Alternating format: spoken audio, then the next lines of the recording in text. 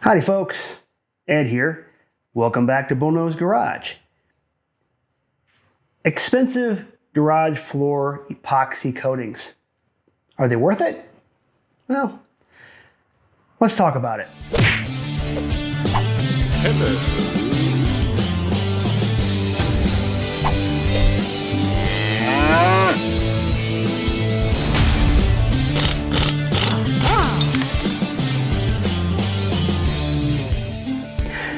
The garage floor coating that you see right down here is from a company called ArmorPoxy.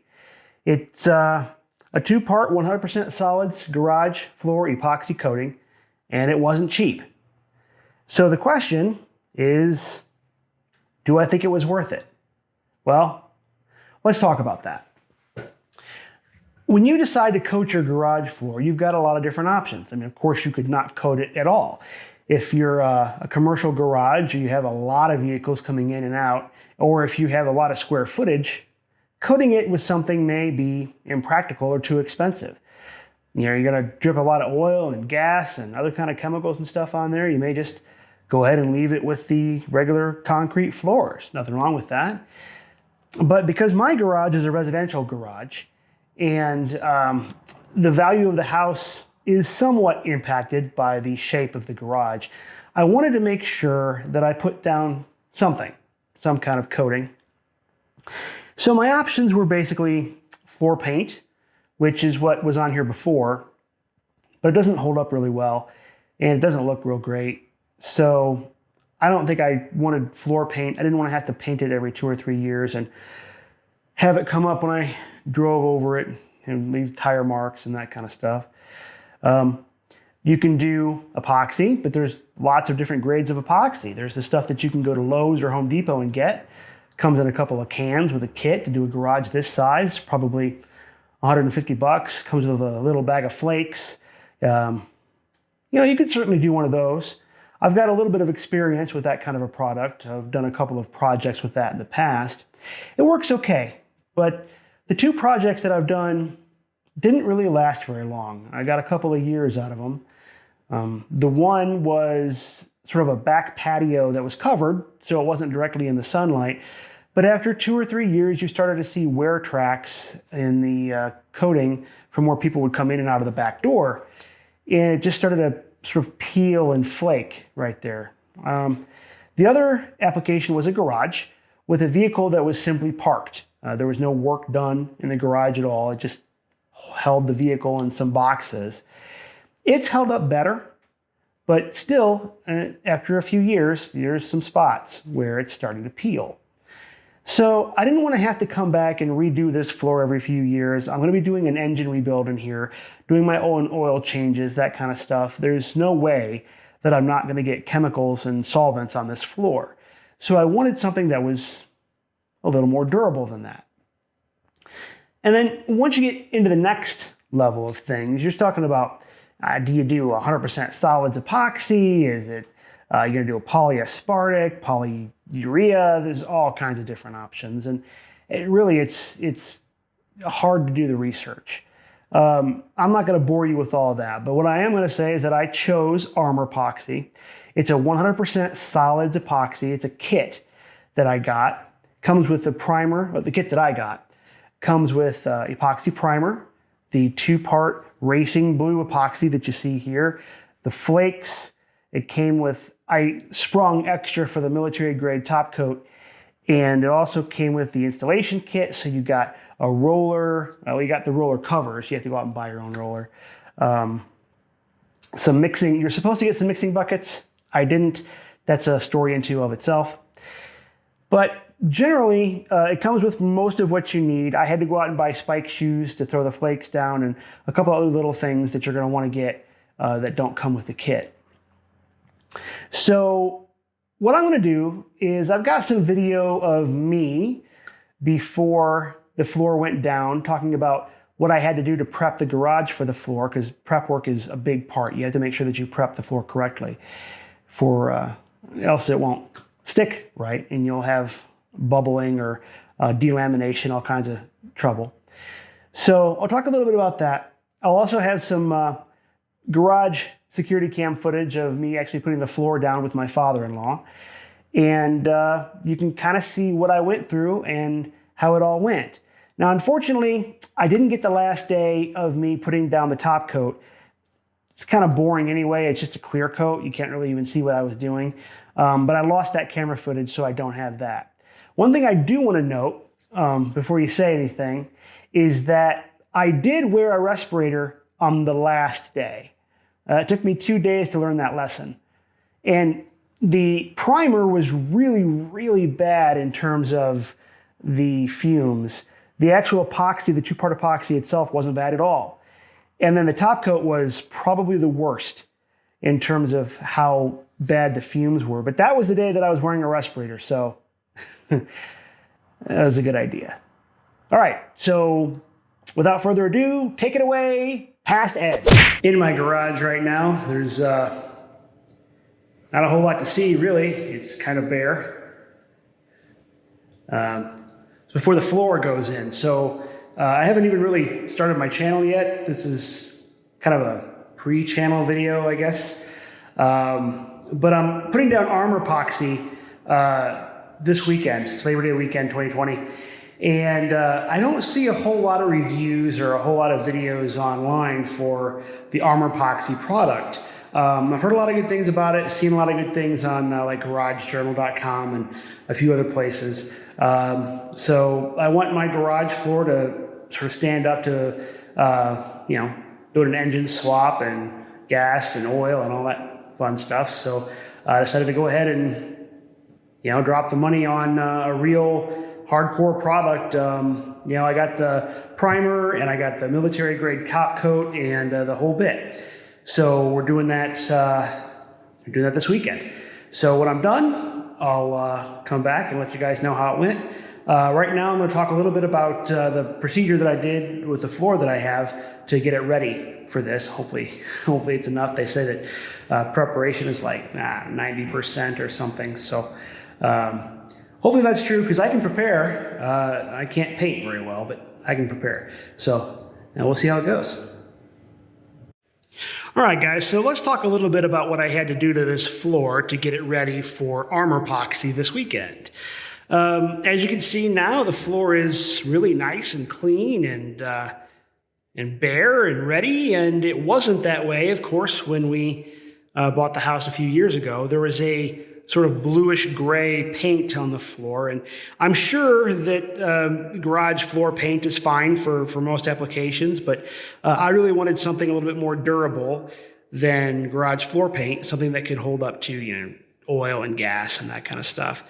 So I wanted epoxy. Well, in order for epoxy to stick to a floor, it's got to be nice and clean like this. So you got to get rid of the paint. And you got a few options. You can use chemicals and nasty stuff to try to get it up, or you can get it down on all fours with a hand sander, or you can go out and rent a tool.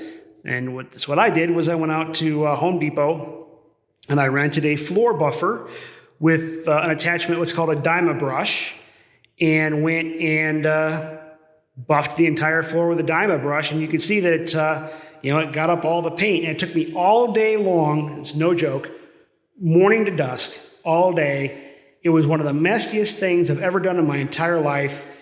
There was dust everywhere. Dust went all throughout the house. There was a huge cloud of dust coming out my garage door. Please, guys, if you're going to do this, wear a mask. I'm not always the safest person, but I definitely wore a mask that day and probably saved my lungs. Wear earplugs because it's gross and nasty. Wear hearing protection for sure because it's loud.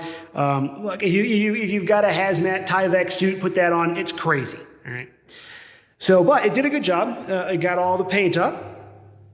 And one of the things that I had to do was I had to fill in these cracks. So I got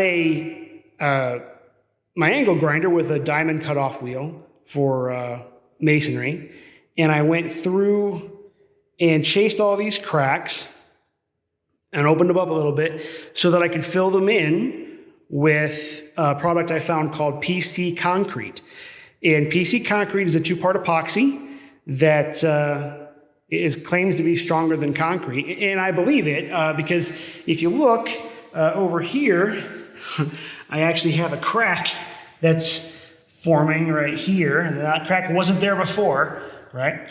It's actually new, but it's in the concrete and not in the PC concrete. So I do believe that that stuff is stronger than concrete. But you know, it's okay. I mean, concrete cracks. It is what it is.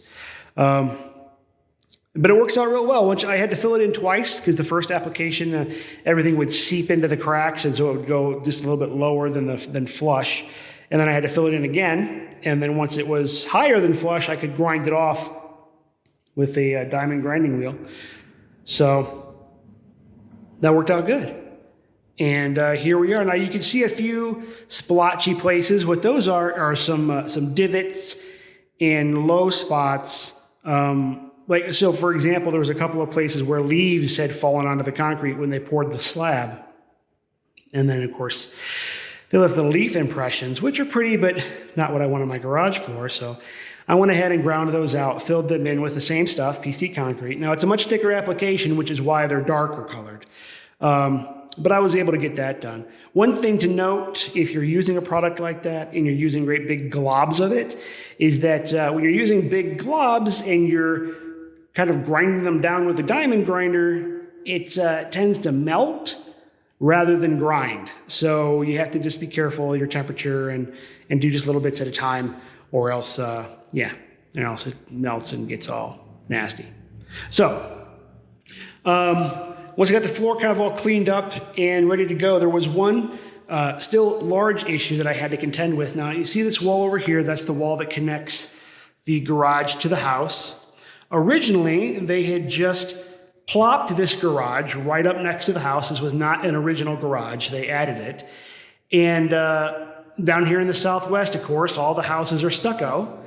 And so rather than, bother to tear down the stucco, they just plopped the garage right on top of the stucco. So there was actually a layer of drywall, then there was stucco, then there was drywall, and then there was the garage. And the stucco goes actually down to the ground level. So this slab also wasn't original. So when they poured this slab, they poured it right up against the house. And so they poured it right up against the stucco. So when I took the stucco out, there was a huge gap over here between the slab and the house foundation. And so it was probably right about maybe right here, all the way in. And so what I had to do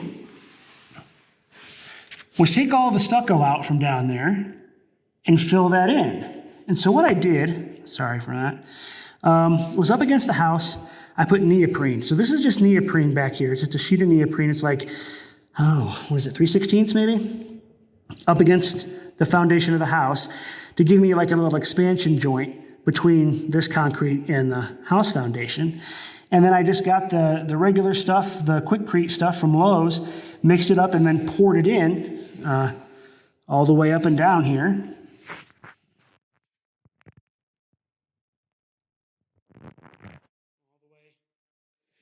All the way along. Just poured that in, and then I tried to grind it as flush as I could. I'm not that great at it because I'm not really a contractor or a concrete guy.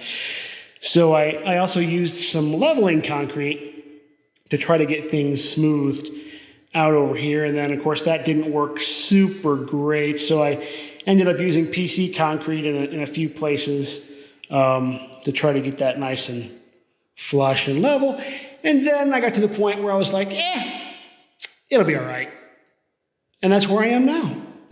Because there are a few places still in here that aren't perfect. But I think by the time I get a thick layer of epoxy down and then get my flakes thrown up in the air and raining down on it, I don't think you'll be able to tell. And I should say that when I did all this, none of these walls were here. So none of the new walls were up. And when the new walls went up, of course, you're working with drywall, you make a lot of dust. And so all that dust settled onto my nice, clean floor. And drywall dust gets into everything, and you can't really get it out. So what I ended up having to do was rent my grinding or my floor buffer again. And this time I got some 60 grit sanding discs, and I wet sanded the entire floor. You know, I had mopped it 3 or 4 times, and I just kept coming up with more gunk. So rather than, you know, keep trying to do that and failing, I figured, well, I'll just sand it. And sanding should get pretty much everything. And it actually worked pretty good.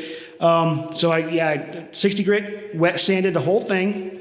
And I had a helper. My dad was here, and he would, you know, slop a bunch of water on the floor, and then I'd come back with the buffer, and then he'd come after me with the shop vac, which soaked up most of the gunk, that the slurry that the sander left behind. And then after that, I mopped it about 2 more times, and now I think I could probably eat off of it. So it's about as clean as it's going to get. But tomorrow, the day that I'm going to prime, I'm still going to vacuum the entire thing 1 more time and probably hit it with a Swiffer just to kind of get whatever last vestiges of whatever else that there is. And anything the Swiffer doesn't get is going to be in the primer, and that's just the way it's going to be. So, all right, we'll see how it goes. Wish me luck.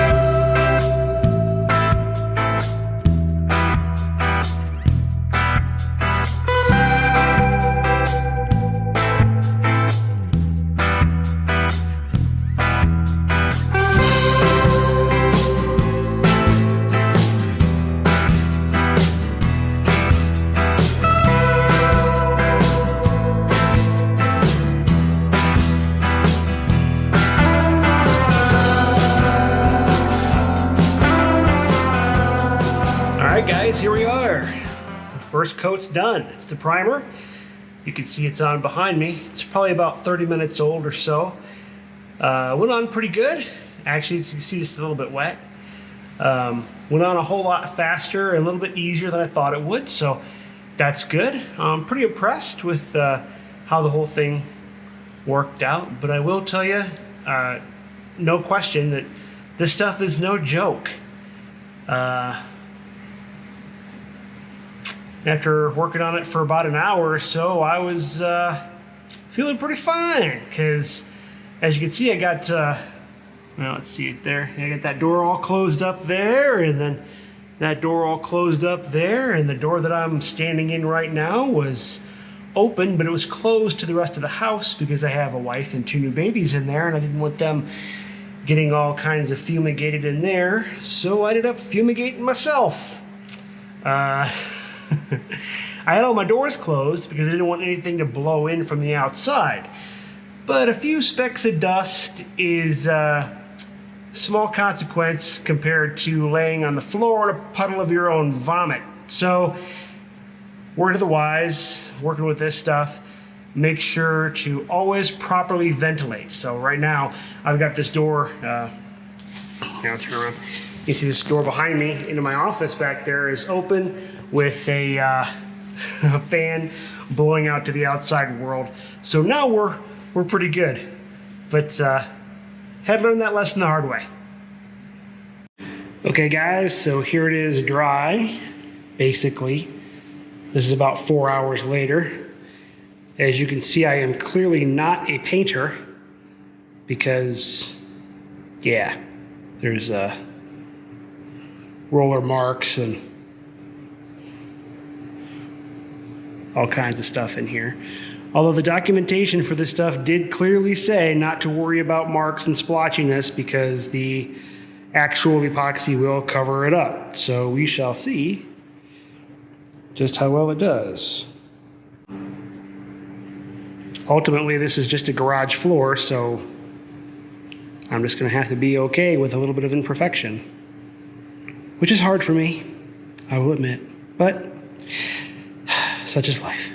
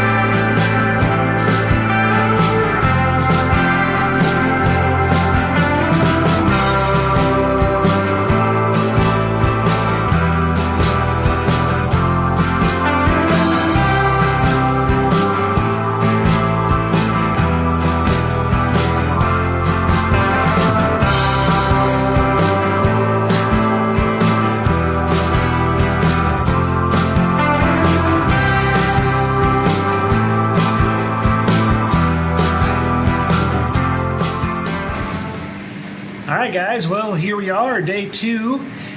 Got the color down and the flex in. And you can kind of take a look behind me and see what you think. It was easier and harder than I expected. I had my father-in-law over here helping me today, so that helped out quite a bit. He did the mixing and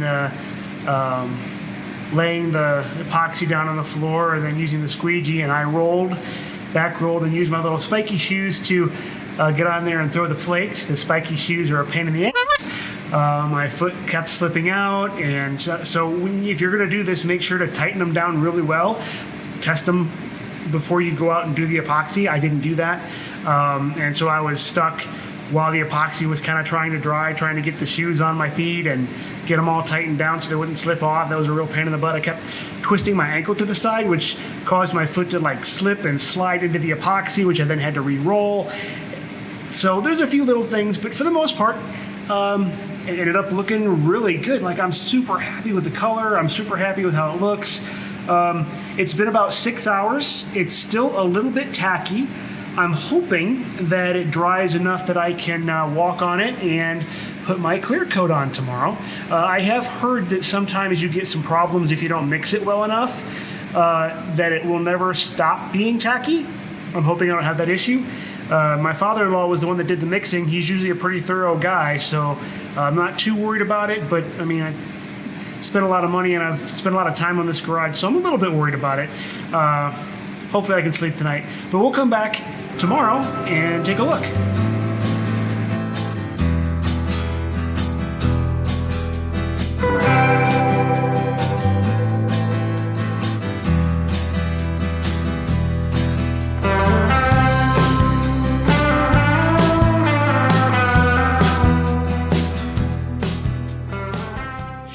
right, guys, here it is. Finally done. The floor is dry and I can walk on it. Obviously, I've got some other stuff going on here. I'm getting ready to put my baseboards down, and I've got a mat for the vehicle so that it leaks a little bit of oil, so I don't want to get that all over my nice new floor when that happens. So I got the mat for that, and still just kind of putting some stuff together, cleaning some things up. But for the most part, I'm pretty happy. Yeah, I think it looks nice. I'm not a great flake thrower, obviously, so take that into account. There's some splotchiness and weirdness overall with that, but not too bad overall. I love the color. I'm real happy with the shine and how it all kind of turned out and how hard the floor is. I've got no doubt that it will protect the floor. There's a couple of things. So the top coat was really hard to put on because it's clear and you can't see where you've been and you don't know exactly where it's gone down. So that was really tough. I was really thorough, tried to make sure that I rolled over every spot at least twice. And I got some weirdness with the top coat. It's gonna be hard to see, I think, on camera. The worst spot is over here. Let me see if I can, you can see it in the reflection of the lights here. So I gotta get down here so you can see. Okay, so if you look here, you can kind of see that, how it looks like it's kind of beaded up right there and it didn't actually lay down, you know, especially like right in there. Yeah, I'm not sure what happened there. It's solid. I mean, you know, there's no, it's not wet or anything. It looks wet, but it's not. So, now, I don't know. I'm not a pro at this, so, you know, I'm sure a professional could tell me exactly what I did wrong. But overall, I'm mostly happy. As I've said before, and I'm sure I'll say it again, I'm kind of a perfectionist, so it's hard for me to live with those little kind of imperfections. But as time goes on, I'll be okay with it. So anyway, I'll come back in a little bit once I've got all my the rest of my garage stuff done. Once I've got the base down and I've got my furniture in here and everything, and we'll talk about the entire ArmorPoxy experience and what I think, what I would have done differently, and overall impressions. Fascinating. Thank you, Past Ed. Okay, so here we are at the end. The floor is down. It's been a few weeks. I've had a chance to walk around on it, drive on it, live with the little bit of strangeness that I got from the top coat. So what do I think? Would I do it again? Yes.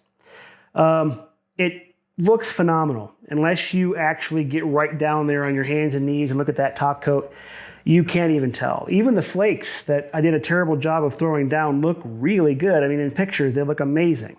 I've gotten a ton of compliments from friends and family that have seen it on pictures, thinking that, you know, it was done professionally when it was just done by me, who is not a professional.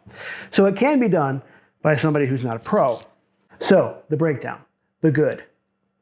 It is extremely durable. I've dropped stuff on it already, not even a mark. It's easy to clean. I've actually got some overspray from doing a spray painting project in here, wiped right up. It's beautiful. I love the way that it looks. It's super hard. You can knock on it. I don't have to worry about whether or not it's going to come up. It was very easy to work with. The primer and the actual epoxy itself especially. I was worried about whether or not the epoxy was going to set up too quickly. But I left my AC unit on overnight, a little bit lower than normal to get the garage floor nice and cool. I had plenty of time to work with both the primer and the actual epoxy itself. The top coat is part of the bad, but we'll get into that in a second. What other good is there? I really do feel like it's going to last a good long time. I feel like I got a good value for my money. It was nice to have the kit and have everything come with the kit. Another good was the ArmorPoxy customer service, but that came out of a bad. So one of the bads was when I got all the stuff, it didn't come in the packaging that the website for ArmorPoxy said that it was going to come in.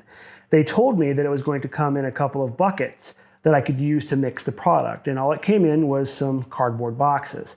The cans that the product came in were incredibly beat up.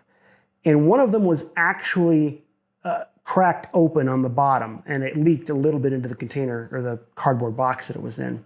It wasn't enough for me to send it back, but it was disappointing. So I contacted ArmorPoxy and said, hey, you know, guys, for the amount of money that I'm spending on this, $800, I shouldn't have to worry about this stuff being broken open and shipping. And why did I not get the containers you said I was going to get? And I got to go out into Lowe's and buy my own buckets. And so they gave me a little bit of a break, not a lot, but they did make me happy in that regard for customer service. So that's a good. Now, the bad. Again, the way it was shipped and the lack of the buckets that they're, I mean, the website clearly said you're going to get these buckets and didn't. Now, COVID's going on, so there's some weird stuff there too, so I can kind of give them a pass on that. But I still put that in the bad column because, I mean, you don't advertise you're going to get something and then not send it out, especially for that kind of money. The other bad is that the top coat is really hard to work with. Now, that's not ArmorPoxy's fault. It's just the nature of clear top coats. It was just really hard to figure out where I had been and get it on appropriately to make sure I didn't miss any spots. And my guess is that that may have contributed to the ugly part of this review, which is how the actual top coat laid down. Now, you saw in the video earlier some of the bubbling that I had. It wasn't really bubbling. It's like beading, maybe. Now, as I'm looking right now, I'm looking right here at this floor. There is none of that beading right here. It's a nice, smooth piece of top coat. But there are places where that happened. Now, I don't know what I did wrong. It may very well be something that I did. I followed the directions, which were very good. They had really good directions that came with the kit, but whatever I did something wrong. So takeaways. If you're going to do this yourself, prepare, prepare, prepare. I felt like I prepared way more than I needed to, and it wasn't enough. The floor was ready to go, nice and clean, pristine, perfect. But I hadn't prepared myself. I didn't prepare my spike shoes. I didn't really prepare my the stuff that I had to be in there to mix with. I didn't really prepare my father-in-law. I just kind of threw him in there and said, "Oh, here's the instructions. Have fun. Mix it up." He did a great job. But hindsight being what it is, I probably would have given him a little bit more preparation guidance. Make sure you mix it this way and pour it this way or whatever. And it all turned out fine. But that's what I would have changed. And again, especially with the spike shoes. Oh man, those things are a pain in the if you don't get them on tight. Make sure they're on tight and make sure you tighten them and get them tested before you're walking out here on the epoxy. I can't tell you the number of times that my foot slipped and then my shoe went right into the epoxy and I got all over my shoes and then I had to go re-roll that part of the floor. And there's a big patch of floor over here that has flakes like embedded all the way down because I had to re-roll it after I'd already flaked it because my foot slipped and went in there. Now, you can't tell that it's like that because the epoxy covers all that up. This other thing that I was worried about in the beginning was whether or not the epoxy was going to cover a lot of the flaws that were in the floor, little cracks, little divots, that kind of stuff. And with the flakes, it's marvelous. I couldn't even point to where the cracks used to be. I couldn't point to anywhere along this wall here and tell you where the old concrete pour I had to do to replace the stucco gap, where that was. I was worried about that, genuinely, and that's not even an issue. Is it worth the money? Probably. It really kind of depends on your situation and what you want to accomplish with your garage. There are some competitors out there to ArmorPoxy. I looked them up and did my research, but in the end, I chose ArmorPoxy because it is 100% solids. I didn't have to worry about the product that I was getting. It came in a kit. It told you all the instructions on how to do it. It came with a primer. It came with a top coat. They were responsive to my messages, and I had a bunch of questions for them. So in the end, that's what I went with. Would I go with them again?